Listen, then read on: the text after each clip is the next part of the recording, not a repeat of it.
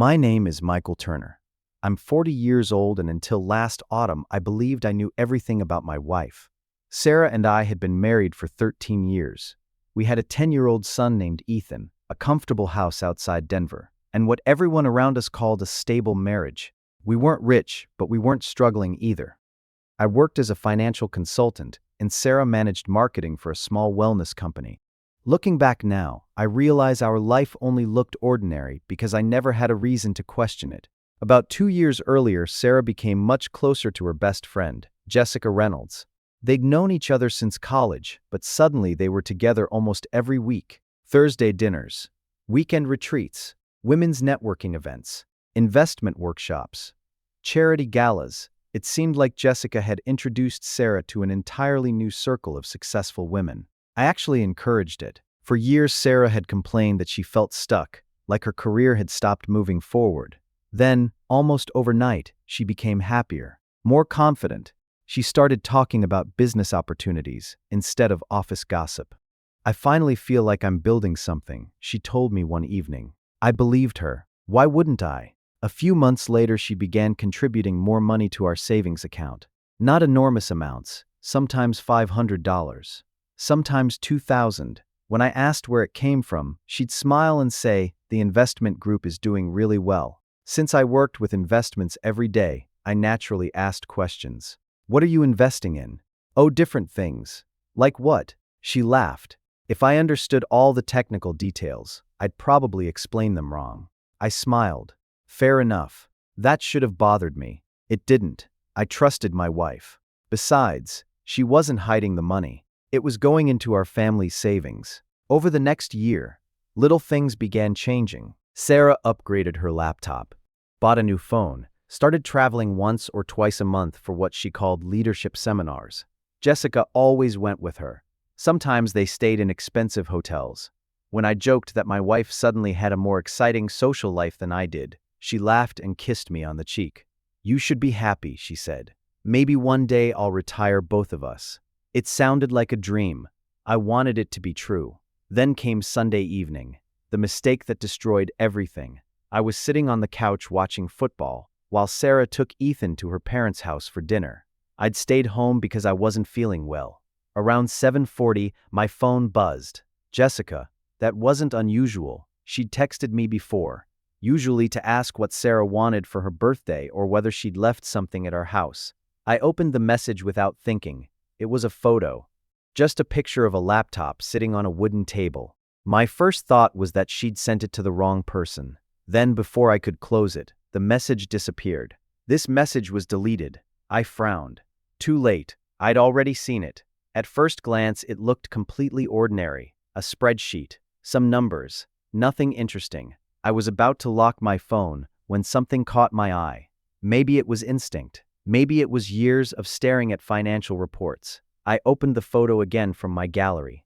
Even though Jessica had deleted it, my phone had already downloaded the image. I zoomed in. The spreadsheet filled most of the screen. Rows of names, dollar amounts, dates.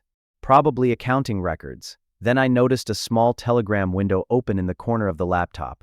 Just one conversation. Only the latest message was visible. I zoomed in again. The image became blurry. Still, I could make out a single sentence. "Move Michael to Tier 4 before Friday." I froze. Michael. Not Mike, not Michael S. Just Michael. My name. Maybe it was another Michael. There are millions of Michaels. I told myself exactly that. Then I looked at the spreadsheet again. One row was highlighted. The letters were too blurry to read clearly, but the surname looked disturbingly familiar. Turner. My heartbeat quickened. I stared at the screen for almost a full minute before convincing myself I was imagining things. Blurry photos play tricks on your eyes. I almost deleted the picture. Instead, I texted Jessica. "I think you sent me something by accident." She replied less than 30 seconds later. "Ignore it. Work stuff. Nothing else. No explanation. No apology. Just 3 words. Work stuff." Before I had time to answer, my phone rang. Sarah. I smiled at first. Then I noticed how quickly she'd called. "Hey," I answered. Her voice sounded calm. Too calm. "Jessica told me she accidentally sent you a photo." "Yeah, it wasn't anything important." I figured. She works with confidential client information. I understand. There was a brief silence. Then she asked, "You didn't really look at it, did you?" The question caught me off guard. Only long enough to realize it wasn't meant for me. Another pause. Good. Then she changed the subject. Asked how I was feeling. Told me Ethan wanted pizza tomorrow night. The conversation lasted barely 2 minutes. After hanging up, I looked back at the deleted photo. Something didn't feel right. Not because of the spreadsheet. Not because of the blurry message. Because Sarah had called less than a minute after Jessica replied. As if they'd already spoken. As if they both knew exactly what had happened. I kept staring at the image. Then something else occurred to me. Jessica worked in event planning. She didn't have clients with confidential financial spreadsheets. So why had she said it was work stuff? For the first time in 13 years. I found myself wondering whether my wife was lying to me. And once that thought entered my mind, I couldn't make it leave. I didn't tell Sarah what I'd seen. Not because I was afraid, because I needed to know whether I was imagining things. Monday morning after she left for work, I opened our online banking. At first everything looked normal. Our checking account, savings, mortgage, credit cards, nothing unusual. Then I remembered something Sarah had said months earlier. The investment group sends returns to a separate account. I searched for it. Sure enough, there was another joint account. I almost laughed. I'd completely forgotten it even existed. We'd opened it years ago for home renovations and hadn't used it since. Now it was active again. The balance wasn't shocking, about $34,000. What caught my attention were the transactions. Every month, money came in. Every month, money went back out. Sometimes $400, sometimes $1,800, sometimes over $5,000. None of the companies sounded familiar. Northridge Consulting, Blue Summit Holdings, Everwell Partners, Silver Oak Ventures. As someone who reviewed investment portfolios for a living, I immediately recognized something strange. None of those companies appeared in any financial database I used every day. That didn't automatically mean fraud, but legitimate investment firms usually leave a trail. These left almost none. I decided not to jump to conclusions. Maybe they were private investment groups. Maybe Sarah really had found something I didn't know about. Around lunchtime, curiosity got the better of me. I searched every company separately. Northridge Consulting, nothing useful. Blue Summit Holdings, registered only 18 months ago. Silver Oak Ventures, a mailing address, no employees listed, no website, no business history. The deeper I searched, the stranger it became. All 4 companies had been registered within the last 2 years. All 4 used registered agents instead of real offices. All 4 eventually led back to the same commercial building downtown. One address. 4 different companies. That wasn't impossible. But it wasn't normal either. I closed my laptop. Maybe I was overthinking everything because of one accidental photo. By the time I got home, I'd almost convinced myself to forget about it. Sarah was already making dinner. She smiled when I walked into the kitchen. "How was work?" "The usual." She kissed me on the cheek, then casually asked, "You seem quiet." "I'm just tired." She studied my face for a second, then smiled again. "Long day?" "Yeah." I wanted to ask about the investment group. I almost did. Instead, I waited until after Ethan had gone upstairs. "So," I said while loading the dishwasher, "how's your investment club doing?" She didn't even look up. "Pretty well." "Still making money?" "A little." "Who actually runs it?" She shrugged. "Jessica introduced me." "I don't really know everyone." "You've been with them for almost 2 years." "I know." "So who's in charge?" She finally looked at me. "Why all the questions?" I smiled. "Professional curiosity. You've never asked before." "I guess I never thought about it." She laughed softly. "I promise nobody's stealing our money." Something about that sentence bothered me. Because I hadn't mentioned money. That night after Sarah fell asleep, I quietly walked downstairs with my laptop. I logged into our credit monitoring service. Again, nothing unusual. Until I clicked on our joint credit report. One new account appeared. Home equity line of credit. Opened 11 months earlier. Credit limit, $200,000. I stared at the screen. I had never signed for a home equity loan. Never discussed one. Never even considered it. Maybe I was forgetting something. I opened the documents. Borrower, Sarah Turner. Co-borrower, Michael Turner. There it was. My electronic signature. Perfect. Almost. I zoomed in, then compared it with a mortgage document I'd signed years earlier. It looked identical. Too identical. Every curve, every letter exactly the same. Not similar. The same. Copied. Pasted. My stomach dropped. Someone hadn't forged my signature. They had copied it from another document. I sat frozen in front of the screen. The loan balance showed that almost $160,000 had already been withdrawn. I had absolutely no idea where the money had gone. Just then, I heard footsteps upstairs. I closed the laptop immediately. Sarah walked into the kitchen wearing one of my old sweatshirts. "I thought you were coming to bed. I couldn't sleep." She smiled. "Everything okay?" For just a second, I almost confronted her. Asked about the loan. Asked about the fake signature. Asked about the photo. Instead, I simply nodded. "Yeah." She wrapped her arms around me. "I've missed spending time with you lately." Then she quietly added, "Maybe after Friday, everything will slow down." Friday. The exact same day mentioned in Jessica's deleted message. Move Michael to Tier 4 before Friday. I felt my heartbeat quicken again. Trying to sound casual, I asked, "What's happening Friday?" She froze. Only for a fraction of a second. Then smiled. "Oh, just another investment meeting." She kissed me goodnight and walked back upstairs. I waited until I heard the bedroom door close. Then I looked at the loan documents one more time. At the bottom of the approval page was the name of the notary who had verified my identity. The office address was only 15 minutes from my house, and according to the documents, I'd supposedly been there on a Tuesday afternoon. The problem was, I knew exactly where I'd been that Tuesday. Because I'd spent the entire day at a financial conference in Chicago, I still had the hotel receipt, the airline tickets, and dozens of photos on my phone. Someone hadn't just forged my signature. They had officially certified that I'd been somewhere I had never been. I didn't go to the police, not yet. If Sarah really knew nothing, I could destroy our marriage over a misunderstanding. And if she did know, confronting her too early would only give her time to cover her tracks. So I decided to do what I do best. I started collecting facts.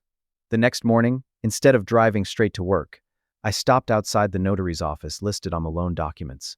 It occupied the first floor of an older office building downtown. Nothing unusual. A small reception area.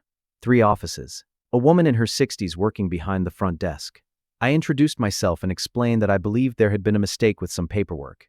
She smiled politely. "Do you have the file number?" I handed her the printed documents. She typed for nearly a minute before frowning. "Everything looks properly completed. I'd like to see the identification used." "I'm sorry, sir. I can't release copies without a court order." "I understand. Can you at least tell me whether I was physically here?" She hesitated, then looked back at the screen. "It says both applicants appeared in person." "I wasn't." She looked genuinely confused. "I don't know what to tell you." "Who handled the appointment?" She read the name on the screen. "Robert Gaines." "I'd like to speak with him." Another awkward pause. "I'm afraid you can't." "Why not?" "He passed away." "When?" "About 4 months ago." For a second, I simply stared at her.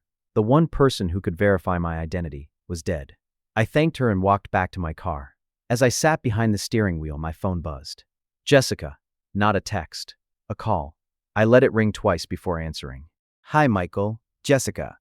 I heard you stopped by the notary's office this morning." Every muscle in my body tensed. I hadn't told anyone where I was. "How do you know that?" Silence. Then she laughed softly. "Denver's a small city." "No, it isn't." Another pause. "You should stop digging." My voice stayed calm. "Digging into what? You're smarter than that." Before I could respond, she hung up. I immediately checked my rearview mirror. For the first time, I noticed the gray SUV parked across the street. Maybe it had been there all morning. Maybe I was becoming paranoid. But when I pulled away from the curb, the SUV pulled out too. I made 3 unnecessary turns. It stayed behind me. Only after I entered the interstate did it finally exit in another direction. Maybe it was coincidence. Maybe not. That afternoon, I couldn't concentrate on work. The phone call kept replaying in my head. "I heard you stopped by the notary's office." There were only 3 possibilities.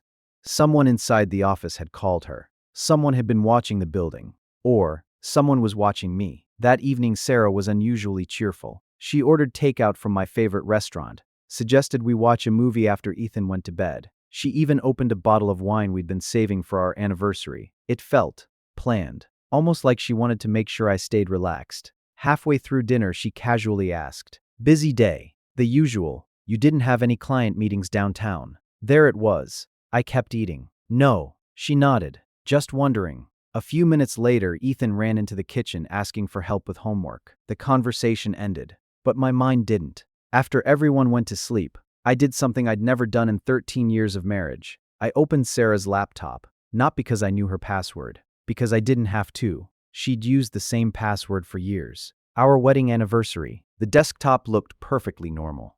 Family photos, work folders, vacation pictures. Nothing suspicious. I almost closed it. Then I noticed a folder simply called Personal. Inside were dozens of spreadsheets, monthly budgets, household expenses, investment summaries. Everything looked organized. Too organized. I opened one of the spreadsheets. It listed over 200 names.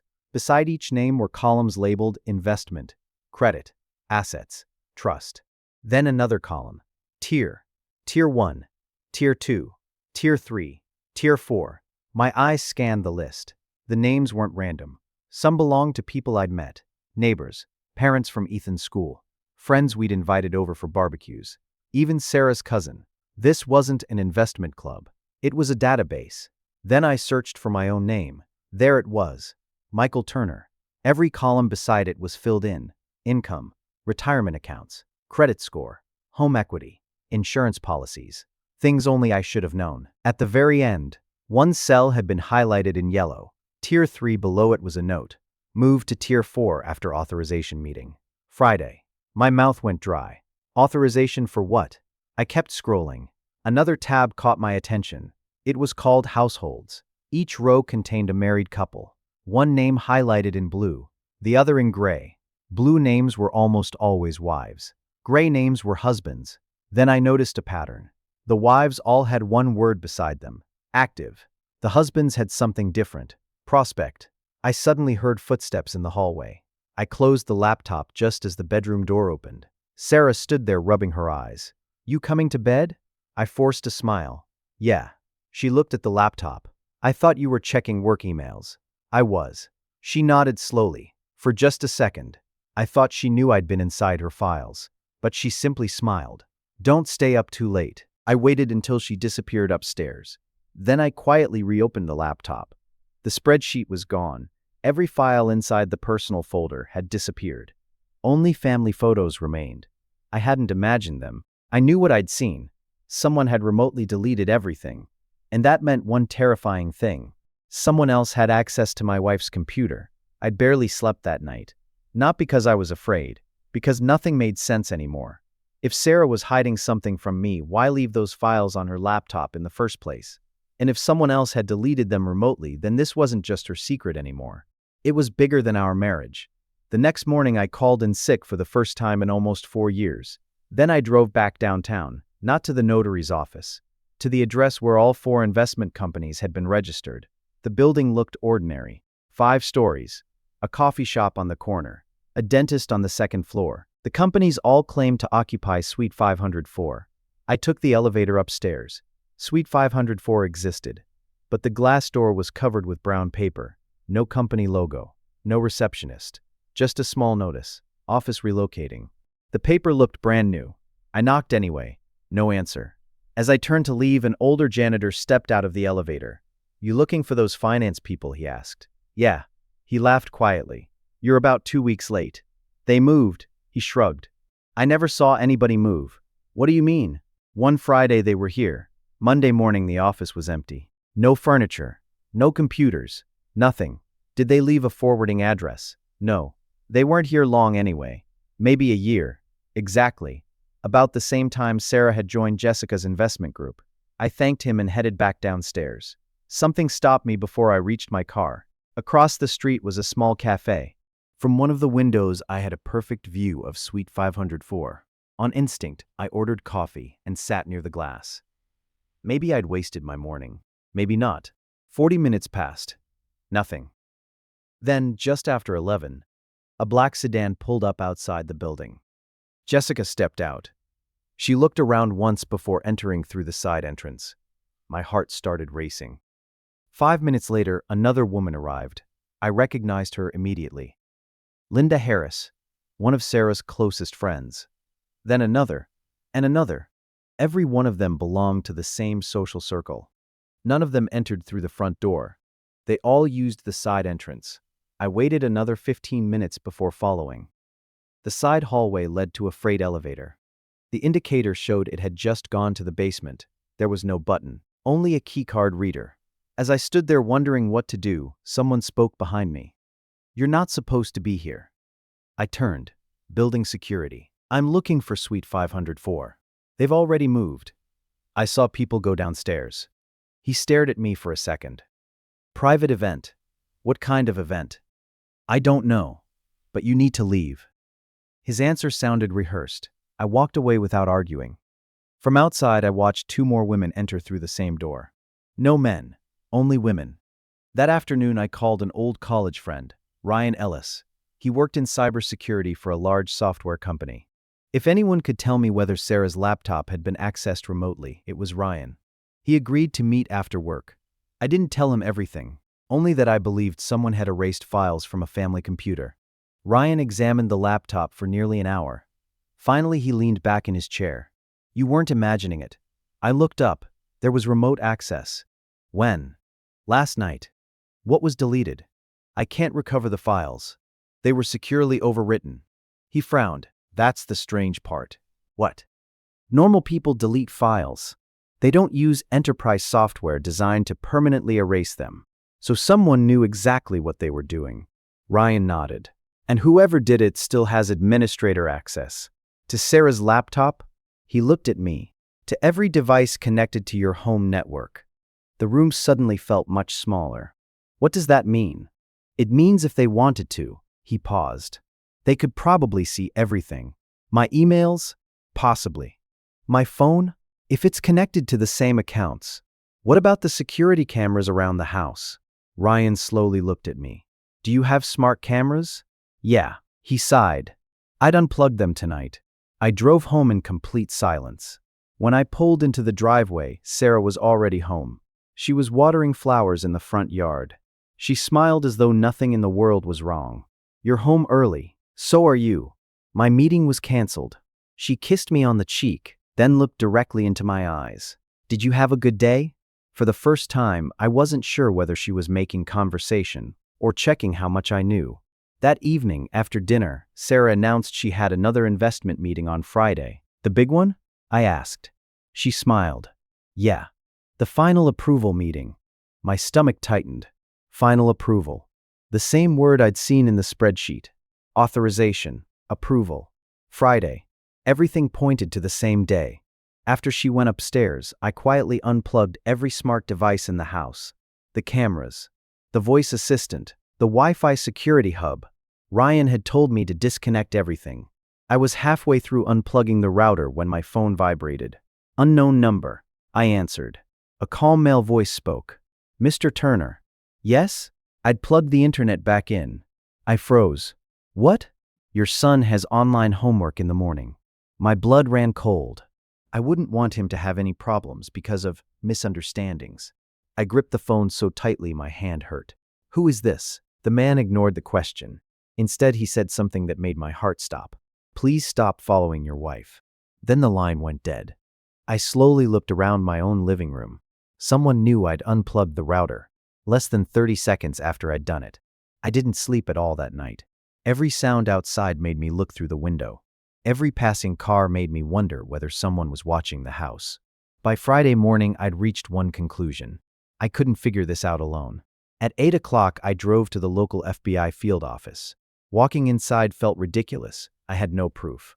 Just a deleted photo, suspicious bank records, a forged signature, and the feeling that someone knew everything I was doing. The woman at the front desk listened patiently before asking, "Are you reporting identity theft?" "Yes, and possibly something bigger." An hour later, I was sitting across from Special Agent Rebecca Collins. She listened without interrupting while I explained everything from the grocery photo to the phone call the night before. When I finished, she remained silent for almost a minute. Finally, she asked, "You work in finance?" "I do. So you're certain those companies don't make sense?" "I'd bet my career on it." She nodded, then asked, "Can you leave your phone on the table?" I looked confused. "Why?" "Just humor me." I placed it on the desk. She picked up another device that looked like a small tablet. After a few seconds, she frowned. "What?" She turned the screen toward me. A tiny icon flashed in red. "Your phone is transmitting data." "Of course it is." "No, not to your carrier." She tapped the screen. "There's another encrypted connection." My stomach dropped. "Can you tell where it's going?" "Not immediately." She looked at me. Have you installed any tracking apps recently? No. She looked back at the display. This isn't an app. It's much deeper than that. She disconnected my phone from every network. The red icon disappeared. Then she looked me straight in the eye. Mr. Turner, I don't think you're paranoid. Those 5 words changed everything. She stood. I'd like to show your documents to someone else. 20 minutes later, another agent entered the room. Older, gray hair. He introduced himself as David Harper. He spent nearly 15 minutes studying the loan papers without saying a word. Then he looked at me. Where did you get these? My online banking. He pointed to the signature page. We've seen this notary before. I felt my pulse quicken. What do you mean? He appears in 3 ongoing investigations. My heart started pounding. So this isn't just me. No. He opened another folder. Inside were photographs of several couples.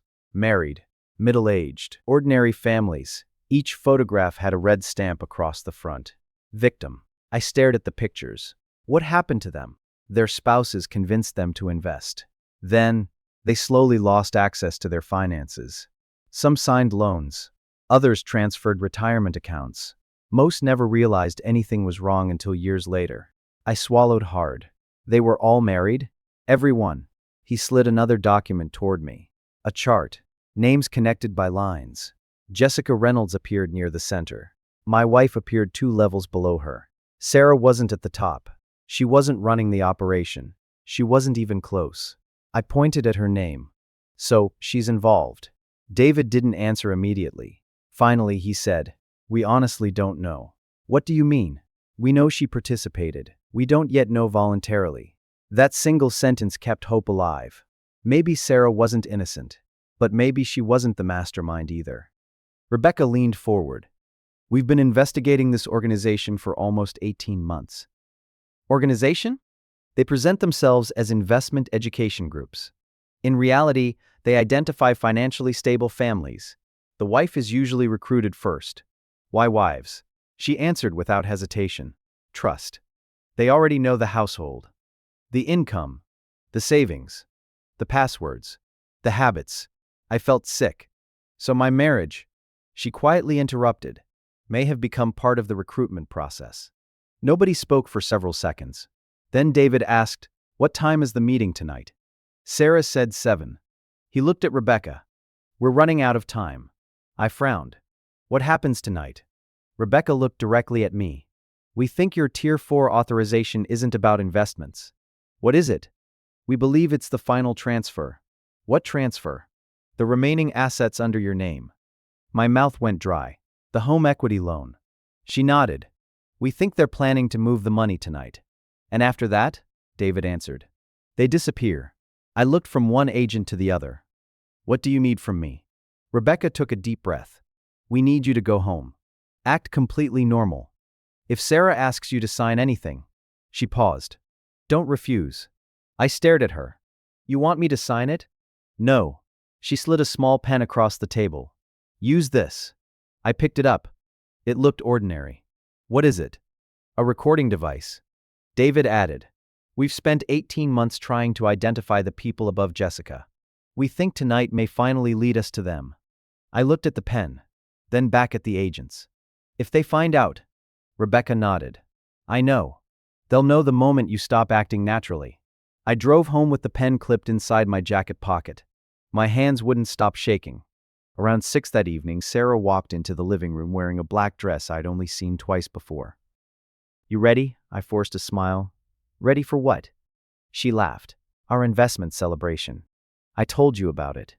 Right. She walked over and straightened my tie. You look nervous. I've never been to one of these. You'll only be there for a few minutes. She smiled. After tonight, everything changes. Those were the exact words that terrified me. 25 minutes later, we pulled into the driveway of a huge house on the edge of the city.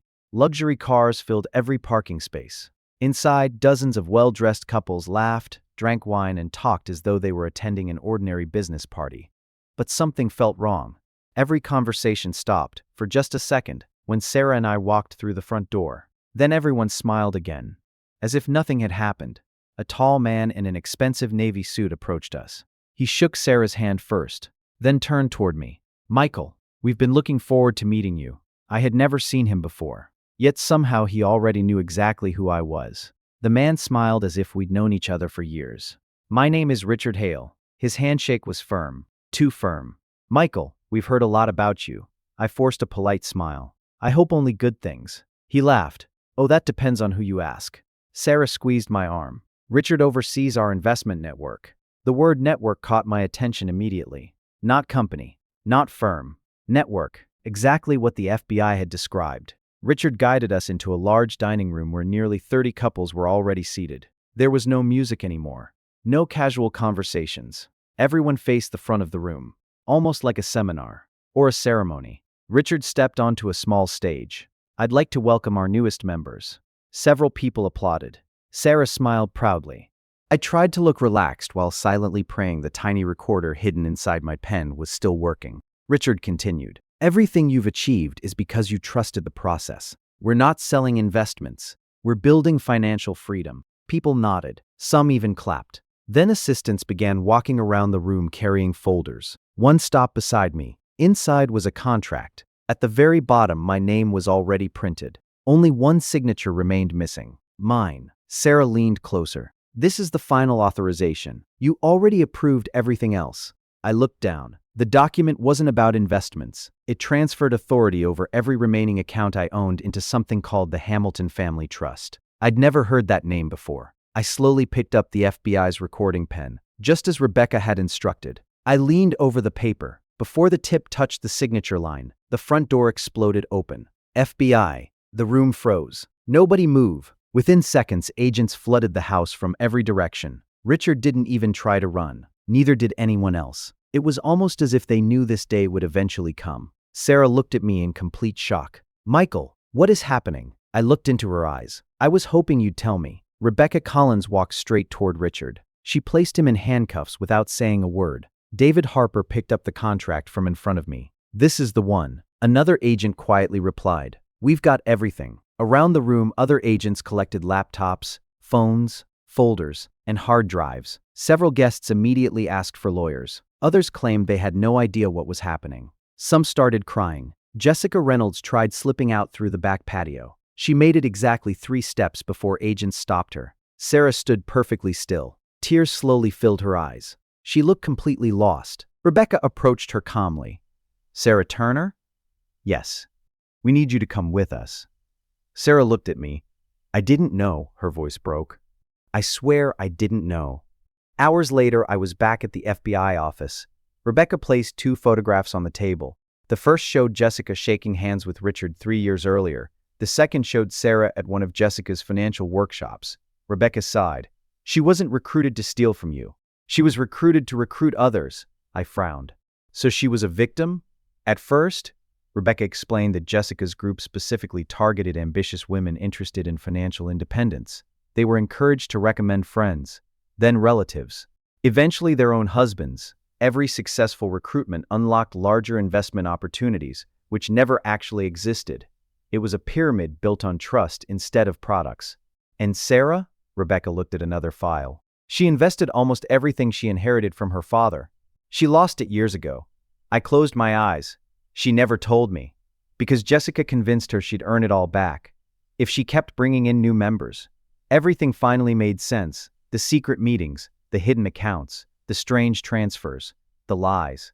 Not because Sarah wanted to destroy our marriage, because she was desperately trying to fix a mistake she'd been too ashamed to admit. That didn't erase what she'd done, but it explained it. 3 months later, Richard Hale was charged with wire fraud, identity theft, conspiracy, money laundering, and running one of the largest financial recruitment scams in the state.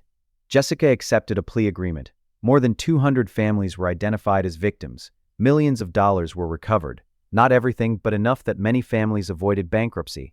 Sarah cooperated with investigators from the beginning. Her testimony helped prosecutors identify dozens of people higher in the organization. Because of that, she avoided prison. Instead, she received probation and was ordered to pay restitution. We separated shortly afterward, not because I hated her, because trust doesn't return simply because the truth finally arrives. 6 months later, our divorce became final. Sometimes people ask me what hurt the most. The fake signatures, the hidden loans, the lies. But it wasn't any of those. It was realizing that every small lie had seemed harmless when it started. One hidden investment, one secret meeting, one forged document, one deleted photo, until eventually, our entire marriage was built on things we weren't saying. A year later, I received an unexpected email from Agent Rebecca Collins. It contained only one sentence. The photo Sarah's friend accidentally sent you saved dozens of families. I stared at those words for a long time. One wrong photo. One moment someone pressed the wrong button. That was all it took for an entire criminal organization to begin collapsing. Looking back, I still think about that evening. If Lisa hadn't accidentally sent me the wrong picture, I would have signed that final document. I would have believed every promise. And by the time I realized the truth, everything I had spent my life building would have been gone. Sometimes people believe huge lies require huge mistakes. They don't. Sometimes they begin with something as small as a photo that was never meant for your eyes.